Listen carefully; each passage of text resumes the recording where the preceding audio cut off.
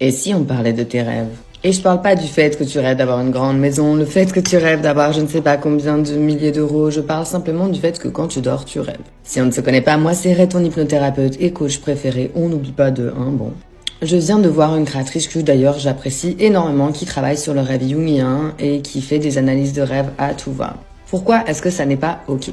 Le rêve, ça va un peu être la poubelle de ton inconscient. Et à moins que tu sois chaman et que tu travailles à des niveaux relativement élevés en spiritualité, ton rêve est la poubelle de ton inconscient.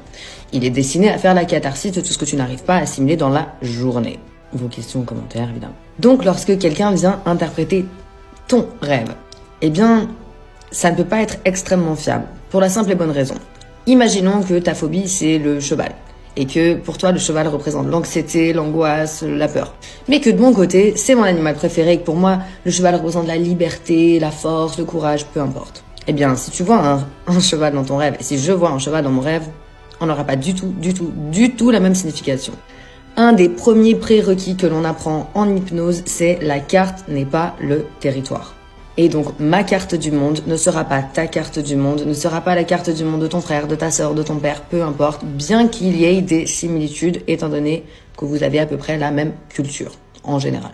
Une interprétation de rêve en France ne sera pas forcément la même qu'en Amérique latine, etc., étant donné que vous allez être, au niveau de l'inconscient collectif, sujet à des archétypes différents.